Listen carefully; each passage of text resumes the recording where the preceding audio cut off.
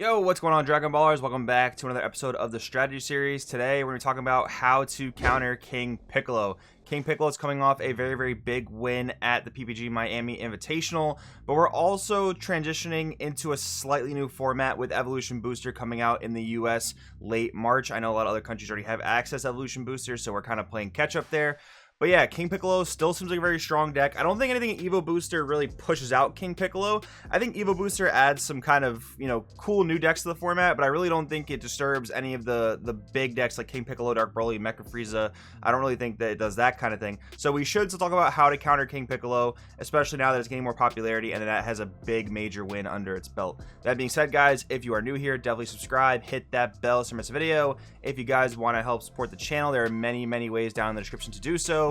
Particularly today, if you're looking to get more competitive, check out the Patreon down in the description below. Read the articles there. You get to see where I'm at competitively in the game, and it'll help get your game up. That being said, let's get started. We always start these types of videos by briefly talking about what the deck aims to do. King Piccolo, definitely a mid-range deck. Wouldn't quite classify it as control, wouldn't quite classify it as aggro, but what it does is it plays lots of battle cards for free. You've got cards like Drum Ram Terror, you've got Tambourine, and you've also got Symbol. Those cards all come out for free via the same skills. Combo them from your life, which your leader does that. A couple other cards in the deck do that as well. And they come into play. They are 15, so they're a little bit smaller. And what I kind of like to compare this to, it's almost like an Arrival-based deck, but for one, you actually plus when you quote-unquote Arrival in this deck, you don't really take a neg like where a normal Arrival deck, you have to actually combo a card to put a guy in play. This deck, Arrivals, quote-unquote, but does it, either staying neutral or plussing if you have Piano on the field.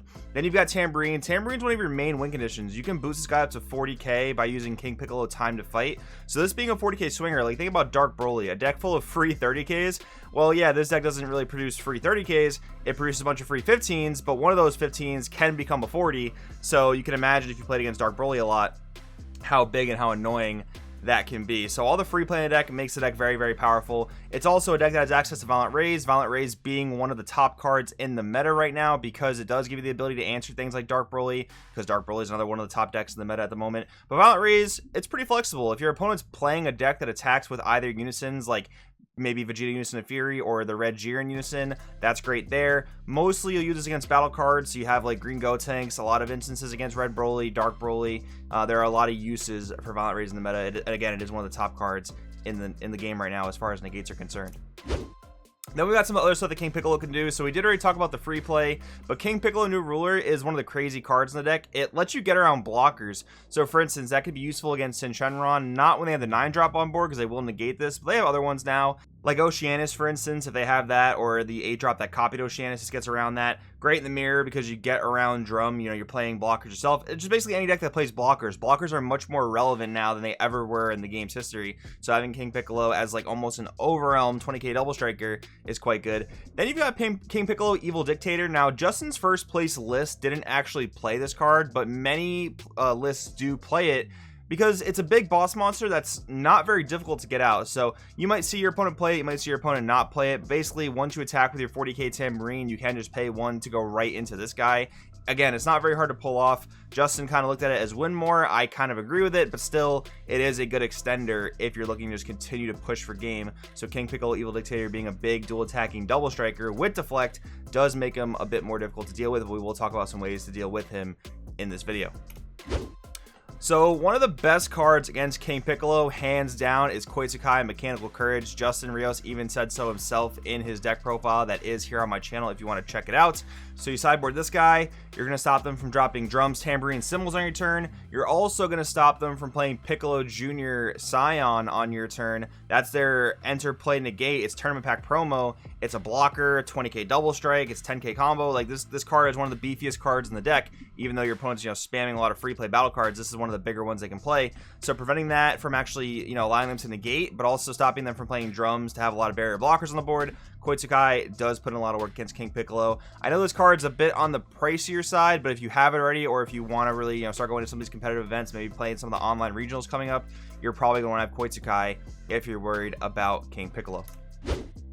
Then we've got some different board wipes, right? So if you're in red, like in a mirror match or playing another red deck, for instance, Kaioken Goku Concentrated Destruction and SS Vegeta Exploding Weakness are good options in my opinion. Like for instance, in the mirror match, I would side some number of these cards.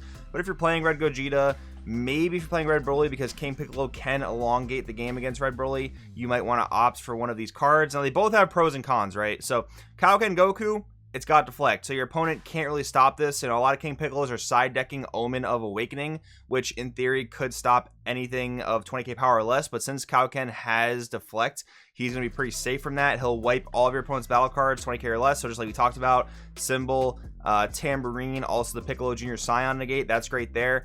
Exploding Weakness though, I like it a lot too. It doesn't have deflect, so it can be stopped by something like Omen of Awakening or Denial of Hope. But it does give your leader the plus 5k. So if you use this defensively, particularly in the mirror match, but again, in any red deck you're playing, using this defensively, you get that free 5k. And Senzu Bean like cards are very, very good against King Piccolo when they're going for that 15, 15, 15 kind of attack style. Again, they do have bigger battle cards, some 20s, and once in a while a 40k, maybe a 25 if they have the boss monster out. But their symbols and whatnot, those are going to be attacking for 15, so getting the bean can only really help you out, right? Again, it's kind of weird that both these cards serve the same purpose. So if you're playing red, you're probably going to choose Concentrated Destruction over Exploding Weakness because of Concentrated Destruction's ability to remove barrier battle cards in other matchups. But both are definitely good if you only have one or the other. Kami Global Unifier is a card that a lot of people side for King Piccolo. I think you got to be really careful when you choose to play Kami. Like for instance, in Marcus's deck profile for playing Blue Baby, he actually main decked Kami, and I think that's an okay choice there because he is in blue. He has the ability to get energy back. His floodgates are relatively cheap, so in that scenario I do like it. But I don't think Kami's great in every deck, especially if you're a deck that can't really manipulate energy. And here's why: you pay 3 to use Kami's full effect, and King Piccolo can reestablish a board very, very quickly. So if you're not doing additional things to stop them, like again, like Blue Baby does with floodgates and whatnot, Kami might not be the best option. You might just want to, like, you know, attack into battle cards, rely on your deck's natural removal in order to deal with their board. You might not want to invest too much into a Kami because your opponent can kind of repopulate their board pretty easily, and you have no follow-up thing to defend or disrupt them, right? So you want to just kind of keep that in mind with Kami, in my opinion. Next up, we got some other board wipes. So Secret Identity Mass Sand is one of the most generic board wipes you can play, and as opposed to Kami, this is a 0 energy investment. So if your deck can play an Overwhelm, maybe you're playing this, maybe you're playing Bardock Fighting Against Fates, Secret ID is definitely going to be a good choice. I personally value the removal in decks that don't really have a lot of removal. So if you're playing yellow, if you're playing blue and don't have a lot of hard removal, Secret ID can be great. Spring Kai of Time, Space Time Unraveler is so good against King Piccolo. It's kind of absurd. And yes, this card's ridiculously expensive, but if you're playing it or if you have access to it and you're kind of thinking, well, maybe I'm playing Mecha Frieza, should I play Celzino or should I play Spring Kai of Time? Because a lot of Mecha Frieza players have actually been switching over to play Spring Kai of Time because it's just easier to use. Yes, Celzino is an incredibly broken card, but sometimes building that board to get there is a little bit tough. So playing Space Time Unraveler, you know, it just makes life a lot easier, but it's also great against King Piccolo because their Unison Piccolo Jr. is absolutely insane. Drawing them cards every turn gives them removal for cards just like Space Time Unraveler. Like, there are times where you can play Space Time Unraveler during your opponent's turn, and they can -2 on the Piccolo Unison, choose their Tambourine, and remove your SCR Kai, right? So if you Kai offensively and then board wipe, you're definitely very, very safe. But doing this defensively, you do kind of leave yourself a little bit of vulnerability. But, you know, keep in mind, if they use the +1 on the Piccolo already, then you're safe. You know, do this defensively, do all that good stuff. But if they haven't used the marker ability of their Piccolo yet, just know this could be a little bit risky to do it defensively. But doing it offensively, wiping their board and their Unison, Kai SCR is one of the best cards against the deck. Then we've got some things that get around all their blockers. So one of the most annoying things about King Piccolo are the drums. The drums being barrier blockers, they can spam usually 3 to 4 of them per game.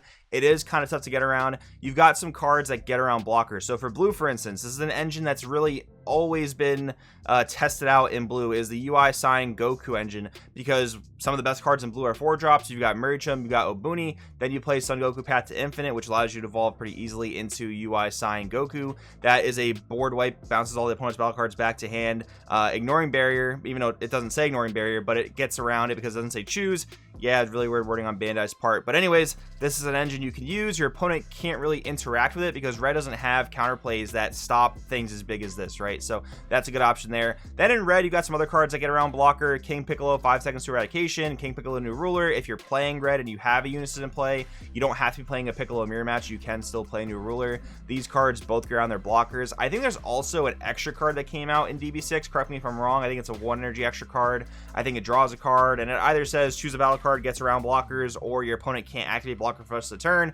I kind of forget which it is, but anyways, that's another option you have there as well. But these are some beefier battle cards you can pick to either wipe all the blockers away or just attack around the blockers and kind of not have to worry about them. But if you're in green, you know, you've got access to barrier removal, so that's what you want to look at if you are playing green. Then we've got some stuff for the big boy King Piccolo. We've got Mafuba, particularly in Blue Baby. Mafuba is one of the MVP cards in my opinion. Having a 1 energy Mafuba is, you know, the same essentially as negating an attack and almost like max powering a card, because for 2 turns that card's essentially removed from the board. So I think Mafuba is excellent in Blue Baby and other blue decks as well. I mean, you're playing blue. The thing with blue is you generally have an excess amount of energy, so Mafuba can be very good there. Mutaito, they're almost always going to drop that King Piccolo before turn 6, so that's great. You've also got Chomp of the Trickster. Keep in mind that King Piccolo does have Deflect, so you will have to rely on these battle card counterplays that have autos, not counterplay skills, but still, those are pretty solid. Then you've got Frieza, Charismatic Villain. If you are in green, just outright stop the Piccolo. They probably won't play it if you're in green, knowing the fact that you might have Charismatic Villain, but if they do, sometimes they can resolve the King Piccolo's effect of playing a Piccolo Jr. out of their life. That's almost always going to be Piccolo Jr. Scion Negate, but if you're playing green and this situation is coming up for you,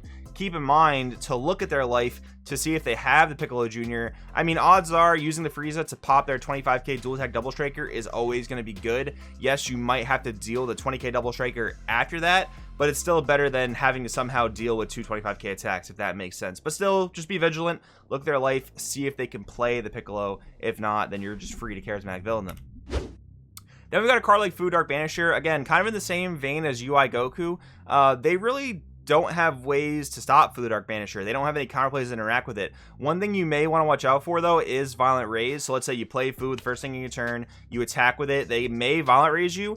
Nice thing is they'll have to pitch an additional card to use Violent Raise, and if you already have some sort of board, if you have some sort of big board, they're still going to feel the effects of Fu Dark Banisher even though he can no longer attack, right? So let's say you have some 19k attackers, some 15k attackers, maybe your Unison, maybe your leader, those kinds of things. Your opponent will still have to pay cards to block, pay cards to super combo, so this can be good in the right scenarios, especially if you catch King Piccolo tapped out. They're going to have a really big problem with Fu Dark Banisher.